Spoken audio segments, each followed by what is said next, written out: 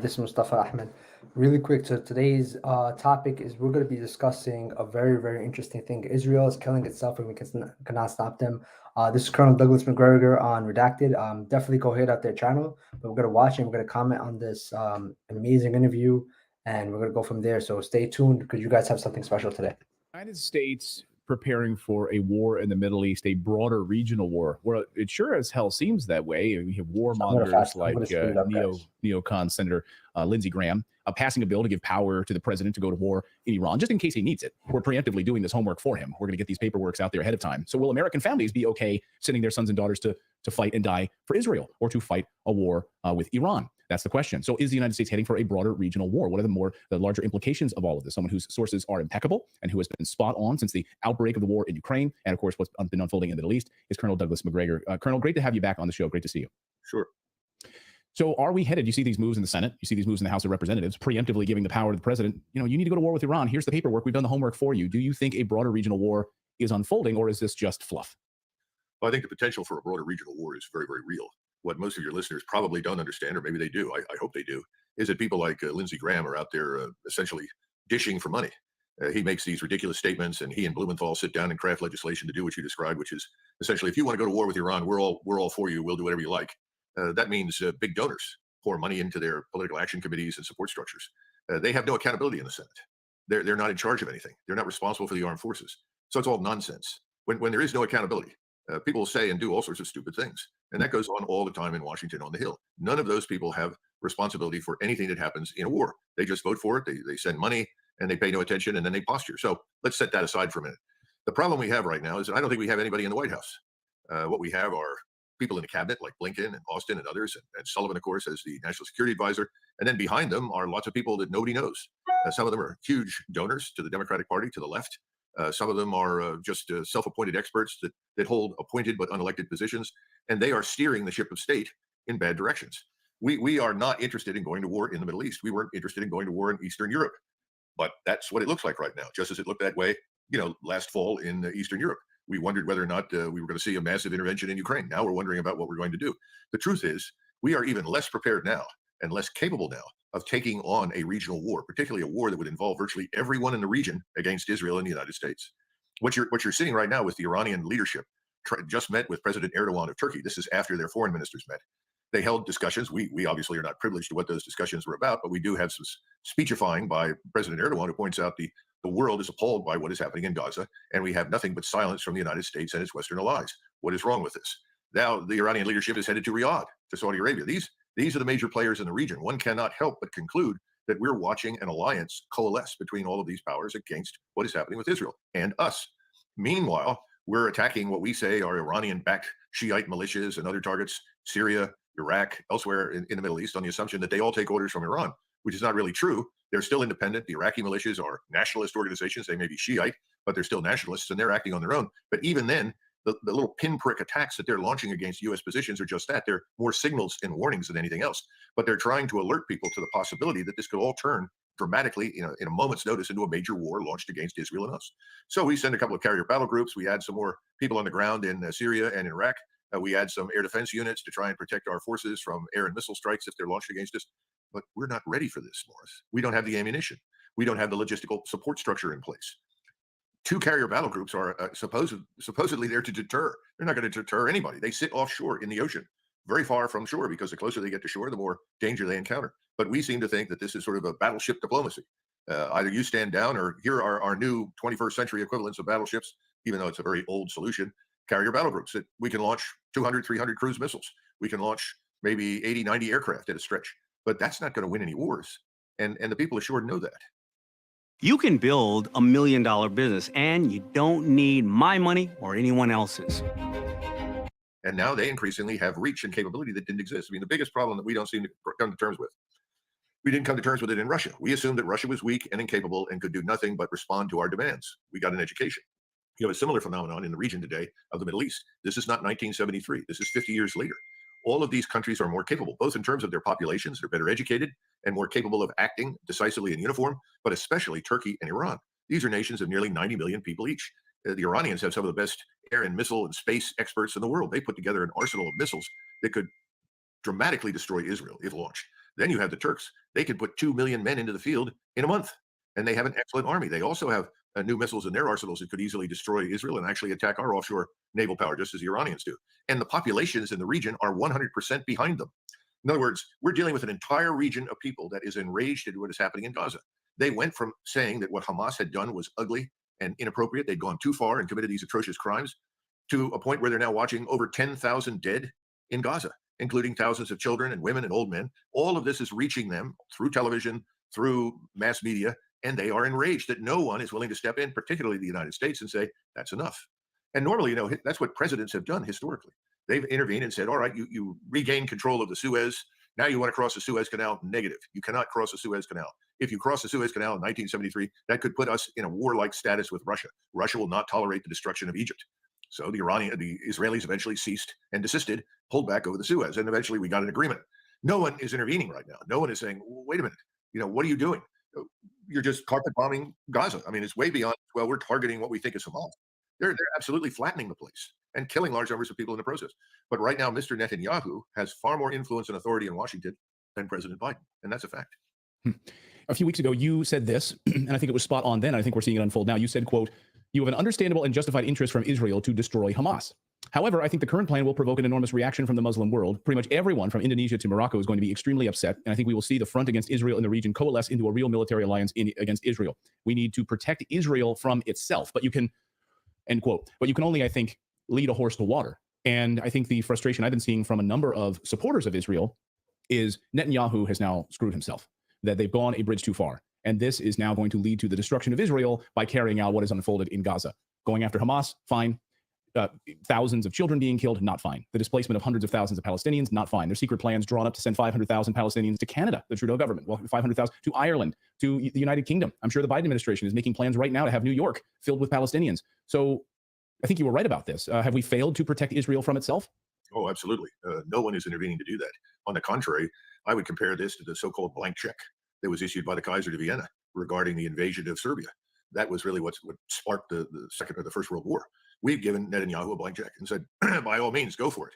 Now, there are people in Washington, inside the White House, who are afraid. What they've done is effectively open the cage door and release the tiger. The tiger doesn't want to get back in the cage. The tiger wants to finish off everybody in the neighborhood. The tiger is Netanyahu, and he has concluded this is a once-in-a-lifetime opportunity. We have enormous control and influence over the United States, over its armed forces, its military power, its economic power, because the Israeli economy is being destroyed. Israel's in bad shape economically as a result of this war, but we can compensate for that. How do we compensate? We send billions of dollars over there to keep Israel afloat. So he says this is the perfect time for us to settle accounts. We'll wipe everybody out. And there's a certain amount of arrogance, assuming that no one in the region can act against us. And if they do, well, we have the United States. Of course, no one bothered to ask, is it in the interest of the United States to be drawn into a regional war that would involve the Turks, the Iranians, as well as all of the Arab states? I don't think it is. But when you bring that up, people scoff and say, oh, that could never happen. The Shiites hate the Sunnis. The Turks and the Iranians will never cooperate. The Arabs have always been poor at organizing and cooperating. Egypt has nowhere else to go. They need us. They're not going to abandon us. And frankly speaking, the keystone in the edifice of peace in the region is really Egypt. Egypt has maintained an excellent set of relations with Israel for 50 years. If Egypt defects, and that's not impossible, because right now in the streets in Cairo, my contacts over there tell me that people are saying that Sisi is a tool of Israel, that he's somehow or another either an American or an Israeli puppet. Well, that's bad news for Mr. Sisi, the general, if he wants to stay in charge. And remember, the Muslim Brotherhood took over in Egypt under Obama. He went there and congratulated Mr. Morsi was the leader of the Muslim Brotherhood. Well, they were thrown out by a coup, and we all welcomed that because we were worried what that meant for Egypt. Well, remember that Hamas is an armed wing of the Muslim Brotherhood. Remember that Mr. Erdogan is the leader of the Muslim Brotherhood in the Middle East and in North America. All of these things begin to fall together, the pieces. And you have this understanding in Iran and Turkey that while they don't like each other and they disagree on things, they're not going to go to war with each other because they understand how pointless and destructive that is. But when it comes to Israel, they can agree. They don't like it. They don't think it should exist. And they're fed up and they're disgusted because we have failed to exercise restraint. We haven't restrained the Israelis. And you're not going to see anything happen in Washington. Everyone they're all bought and sold. It seems like they've got some dirt on like every member of Congress or something. They really seem to be in the tank no matter what the cost for Israel. Well, remember the lobby, and Professor Mearsheimer and his colleague wrote a book, Waltz, about the Israel lobby. And one of the things that people don't understand is that lobby, and they're not the only ones, by the way. There are other lobbies that operate this way. The pharmaceutical lobbies do business this way. The defense lobbies are similar. We want to support you, Congressman so-and-so, Senator so-and-so. We'd like to give you this money that will go into your political action committee to help reelect you. But if you're not going to support us, well, we'll just go over here to your opponent and he'll get all the money. And so you're in a tough position sitting on the Hill. Everyone worries in Congress all the time about reelection. Senators are there for 6 years. It's a different kettle of fish. But if you're only there for 2 years, you spend probably 50% of your time or more trying to beef up your reelection campaign, because the next thing you know, it's reelection time. So they never really stop campaigning, and they never really stop hunting for money. It's a terrible system. It doesn't work. That's why it's all back to the chief executive. Where is the chief executive? What's his vision? There is no vision. There is nothing from the White House. It's empty. And I know that the NSC staff and the National Security Advisor, they are very afraid. They have a tiger wandering through the neighborhood, and they can't get it back into the cage because the tiger controls them. It's sort of wag the dog. Hey, the people at Discovery Channel came to me and asked me to do the impossible. So pretty much, like, as you guys can tell, it's about like a great discussion, great pointers. Colonel Douglas MacGregor always hits the nail on the head. He's always on top of, like, he's always, you know, like, he has a beautiful insight, man, you know.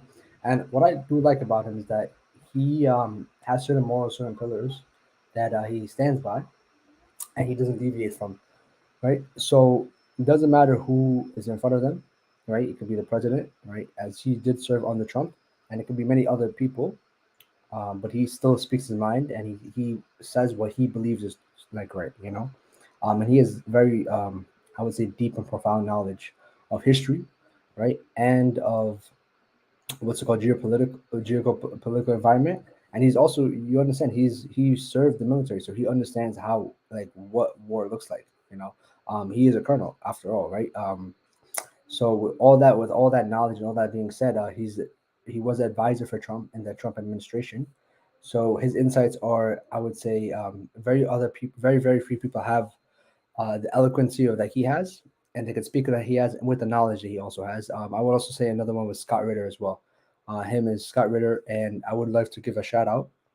I forgot my boy. He's always talking about Ukraine. The name will come to me. But let's continue this interview, and then we'll go from there. We're being wagged. The dog is not in charge of his tail. I want to talk about the double standards and the hypocrisy here. We heard from the State Department, we heard from the Pentagon, of course, after the special military operation into what was Eastern Ukraine, which is now Russia. And of course, to any of us who've been following what's been unfolding there since 2014, by all accounts, it was a genocide. The constant shelling of Donetsk, of the Donbas region since 2014. Thousands, tens of thousands of people killed, innocent people, residential buildings, playgrounds, etc. But the rest of the world was seemingly silent on that. Then Russia invades, and suddenly now it's Putin's genocide. And, innocent people being killed, and the world needs to rally around and stop the evil Mr. Putin. Okay, so that was the narrative that was floating around out there, of course. And we try to shed light on the truth of this. Yes, innocent people have been killed, but it's not that narrative, and certainly not in those terms. But now we see tens of thousands of people being killed in Gaza. We know what happened on October 7th. We know the Hamas attacks. When you hear the State Department being asked direct questions, or the Pentagon yesterday or the past few days being asked direct questions about how they judge genocide, like, what metrics are you using here in the State Department and the Pentagon to judge when a country is carrying out genocide? It seems to be a double standard, but maybe I'm reading this wrong. What's your take on this? Well, there is a definition for it. The UN has one, and I encourage people to look it up and read it, and then they can make up their own minds.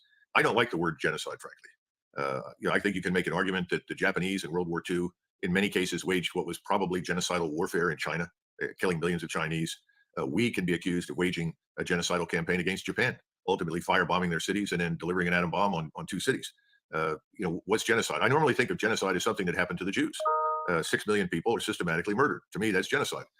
I don't like the word, but what I really don't like is, as you point out, is a double standard. There is this attitude that whatever we do is always good, and whatever everybody else does is always bad. We never step up and admit that we flattened Dresden and Leipzig towards the end of the war when there was no reason to bomb anybody. We did a lot of things that were destructive and ultimately criminal during World War II, but then everybody did. The Soviets were probably the worst offenders, murdering millions of people as they advanced, including their own citizens. So I don't think it's something that's going to solve itself. I don't go down that road and debate it. I simply think that we need to end the fighting. Israel itself is at high risk, in my judgment. If we want Israel to survive, it is now in our interest and in Israel's interest for this to halt, this killing in Gaza. If this goes on for another month, what we've been talking about, this slow but steady coalescing of forces in the region, that will reach a point where finally everyone says, that's it, no more, we're attacking. We have a holy obligation to the Muslim Arabs in Gaza and on the West Bank. They've all been through too much. We will attack. That's where we ought to focus right now. That's why we need to stop this thing. And there are Israelis that understand this. It's a slim majority at the moment that backs Netanyahu and what he wants to do, because everyone is emoting. They want revenge, revenge, revenge. They also think that they have to restore what they call deterrence. That is, if you kill any of us, all hell will visit you. You will pay an enormous price if you do this to us. The problem is that deterrence in that form is not going to be restored. The Muslims are no longer afraid as they were 50 years ago. They are stronger. They are more conscious of themselves. They're willing to fight. They are not afraid of us. Sending carrier battle groups, like sending battleships, doesn't frighten them anymore. They have the ability to protect themselves and to do enormous damage to us in Israel. They know it. We have to find a different way forward other than threatening and bullying people. That's true for us. It's true for Israel. No one is thinking like that in Washington, but that's what's needed. That's where you get good diplomacy. That's where you have some sort of sense of limitations. You know, when you and I started talking about Ukraine, the biggest problem that we were facing in Ukraine from the very beginning was we thought our power was limitless, that we could do anything, that no one could stand against us. And we discovered we were dead wrong.